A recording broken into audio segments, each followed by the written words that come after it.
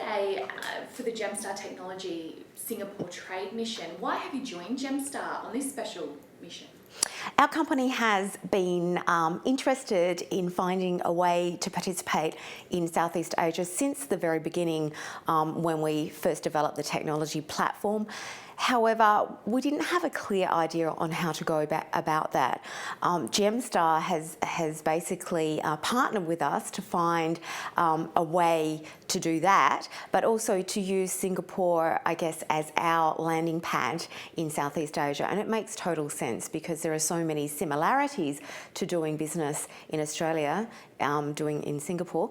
And we're there for that reason. We're ready to expand globally. We're already in 7 countries, but in smallish quantities. Finding a way into Southeast Asia with our product would be such a great thing for us. I mean, personal and professional. It's great to visit. So. Tell us a little bit more about ParentPaperwork and why you started the business.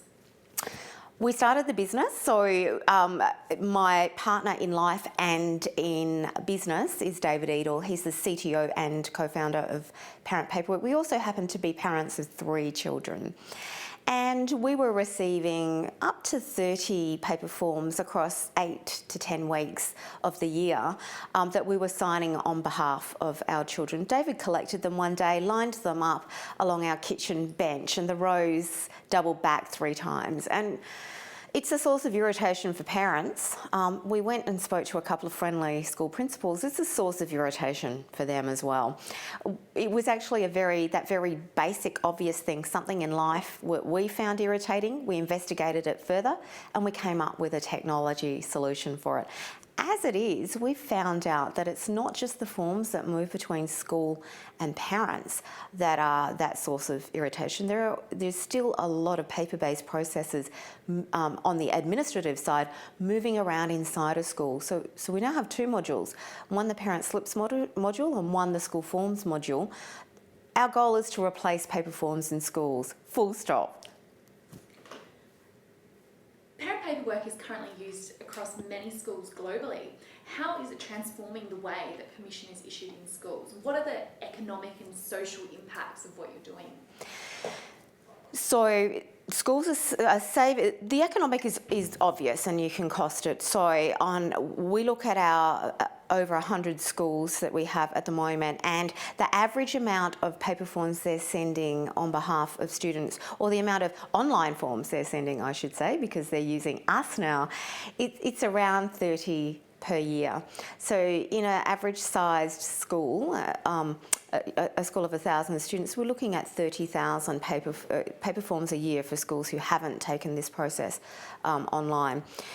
That's a significant cost to you're talking about toner and consumables, paper, but you're also talking about archiving costs in terms of those permissions returned need to be archived and stored for 7 years. It takes up valuable real estate on a school's site. And some other things that aren't truly costed in any study that we've been able to find, but go to the teacher and administrative experience within the school setting, is teachers actually taking on all of this administrative burden of distributing and collecting permission forms from students. We think it's contrary to the teacher-student relationship. We don't think it really builds the teaching-learning continuum. It's a source of irritation for teachers and it's a source of irritation from students. It's not always the student's fault that their paper form hasn't come home. So from a social point of view, it's taking out of that school equation a major source of irritation between some of those key players, teachers, students and parents. And there's an opportunity for ParentPaperwork to be embraced in government schools across Australia to make life easier for parents and also to deliver these benefits that you've just spoken of. What's your message to the Australian government about why ParentPaperwork should be implemented in schools? My message to the Australian government is that and I'm sure every government official, worker, policy maker probably views this through a similar lens, is that the resources of a school need to be used as wisely as possible. And I would include in that the human resources, the human capital, on the teacher side and the administrative side. From a lot of the feedback we've had, which is qualitative, but it comes directly from our customers, they feel overburdened by the paperwork expectations that are placed on them at school level and often from ministry level as well. And that creates, I guess, some internal tearing in terms of how they feel professionally about their role.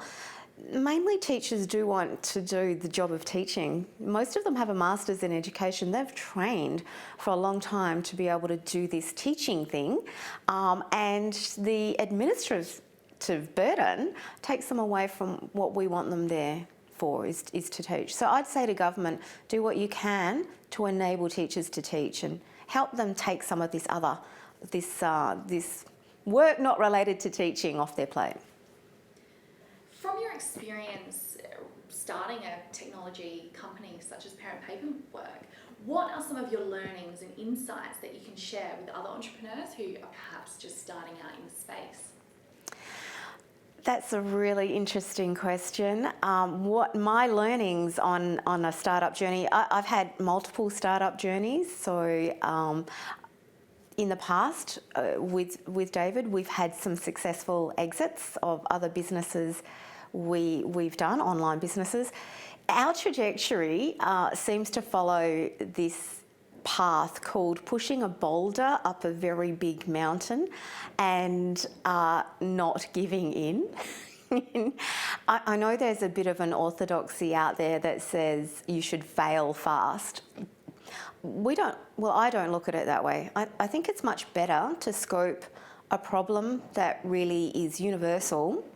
So do some research into, is this problem applicable, pretty much universally in every country in the world? And then if that is true, if you find that to be true, the next question to ask is, what is the most elegant solution we can come up with, given that the problem exists globally across undeveloped, developing and developed nations? So that really starts to open your mind to how you go about solving your particular problem. And that's the process that we followed. But let me not I need to really push the point that it is pushing a boulder uphill to start with. You're convincing people that something needs to be done differently, or that they might need a certain product in their life. And the jury's usually out on that until you have quite a substantial market presence. And then the market kind of takes over. So the early days are hard. What you can do to ameliorate that, take care of yourself, meditation, eat well, stay hydrated, some really basic things, because you do get stuck in your head as an entrepreneur. So whatever you can do to look after your body and look after your relationships is going to serve you across the course of the entrepreneurial journey. This week you're here to immerse yourself in Singapore's world-class innovative ecosystem. What advice would you give to Canberra about the future state of the Australian economy? And what steps do you believe need to be taken in order to better harness our own entrepreneurial ecosystem in Australia?